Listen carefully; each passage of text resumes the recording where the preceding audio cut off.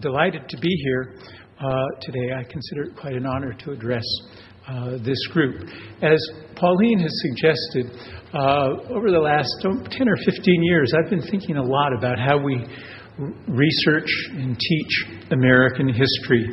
And one of the things, I won't claim any credit by way of causation, but a kind of simultaneity, the way history is being thought about by not just American historians, but historians more generally, is really changing. It's becoming quite a bit different than it was when we went to college or elementary and high school. Some of the changes I'm sure you're well aware of. There's been a tremendous change in the sense of bringing previously excluded groups into the story of American history. Race, gender, kinds of questions have changed a good deal of the texture of American history, but something else is happening more recently than that. It is a way in which history of the nation state is becoming more worldly. The traditional form of the national narrative, dating from the 19th century professionalization of the discipline, first in Germany, focused on the nation state as a homogeneous, bounded, territorial entity. The nation state was conceived as the designated and exclusive carrier of history. This was true of the humanities generally. Literature and the arts were also studied by nation. Dutch art from 1600 had been a basic category in art history and for the most part still is. Musicology focused on music in Europe, usually by nation, Italian opera, German symphonic music. Music outside of Europe was ignored until recently, and even now it is studied by ethnomusicologists, not musicologists. Comparative literature, established between World War I and World War II, did not reach much beyond the comparative study of French and German literature. Only now are literatures of the world found in departments of comparative literature. Likewise, the history of Africa in Asia was allocated to anthropologists because historians studied nation states, and most of the peoples of Africa and Asia were colonized, not organized into nation states until after World War II and even as late as the 1960s.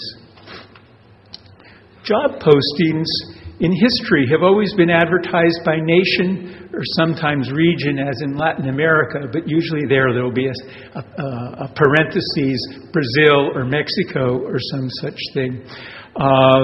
In fact, when I was Dean for Humanities at NYU in the 1990s, a comment by the Dean of Science made me aware for the first time that such a way of thinking about the curriculum and staffing was not necessarily obvious. She was a very cosmopolitan woman with experience in more cultures than I had ever studied. Born and partly educated in China, she made her career in the United States, but collaborated with scholars in Europe and Asia.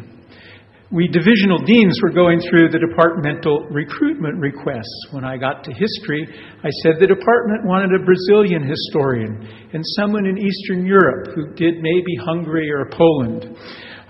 She then said, "Do all history departments divide up their subfield by nations?" I said yes, which was certainly true, but she got me thinking. And in fact, soon thereafter, the history department at NYU started to change. We advertised for a position in medieval Europe, describing the position as covering any part of Europe and its connections with any other part of the world.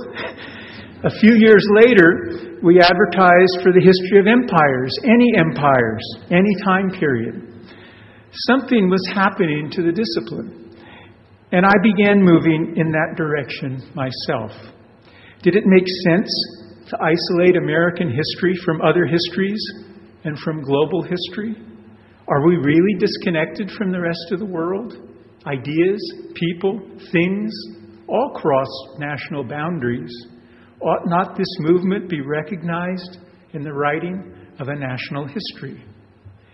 And there's a problem, or at least a problem as I see it, of a deep-seated American belief in American exceptionalism. These days, this phrase is often used, often with many meanings, sometimes rather vague. I mean something quite specific when I use the term American exceptionalism, and that is precisely what makes it problematic for me. I don't mean mere different claims of difference or uniqueness, or even the playground arrogance of claiming that we're better than anyone else. Every nation, like every person, is unique, and surely some think they are better than others, or worse. Exceptionalism depends upon deviance from a norm.